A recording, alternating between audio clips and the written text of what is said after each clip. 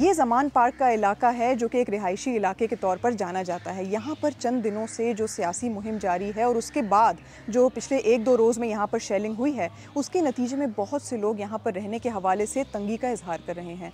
मैंने आज कुछ ऐसे लोगों से भी यहाँ पर बात की है जिन्होंने बताया है कि पिछले चंद रोज़ उनके लिए खासे मुश्किल रहे हैं। ये तकरीबन महीना हो गया है ये काम चल रहा है, बट ये जो शेलिंग वगैरह स्टार्ट हुई है ये तकरीबन 4-5 दिन से हुई है और हम लोग 4-5 दिन से घर में इस वक्त बंद हैं। बाहर जा नहीं सकते, बाहर आ नहीं सकते, बाइक का रास्ता नहीं है, पैदल जा नहीं सकते क्योंकि सब चीज़ें दूर हैं।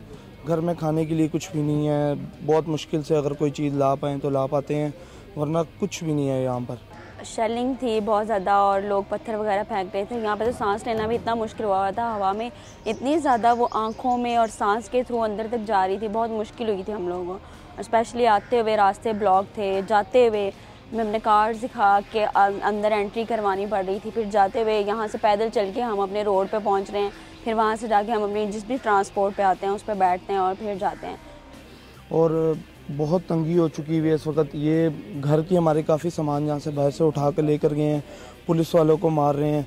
शेलिंग इतनी हुई है कि घर के अंदर कमरों में बंद होना पड़ा है हमें, कि सांस नहीं लिया जा रहा था। आपके घर के अंदर से शेल मिले? हमारे घर की छत से मिले थे। हमारे साथ एक डॉक्टर थी अरू, जो अमेरिका से आई हुई थी।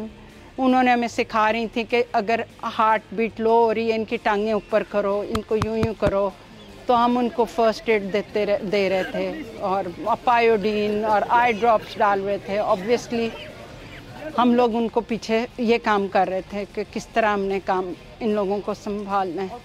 मैं 2018 से यहाँ पे काम कर रही हूँ, लेकिन मैंने ऐसे हालात पहले कभी भी नहीं देखे ज़मान पार्क में। और यहाँ का एनवायरनमेंट, कभी हम लंच के बाद जब यहाँ पे वॉक भी करते हैं, बहुत साफ़ सुथरा है। और आज तो मैंने आते हुए देखा कि ये ज़मान पार्क जो पार्क है, जो सड़क है, ये सुंदरदास रोड बिल्कुल ही ख़राब और इतनी गंदगी और सब कुछ फैला हुआ था यहाँ पे।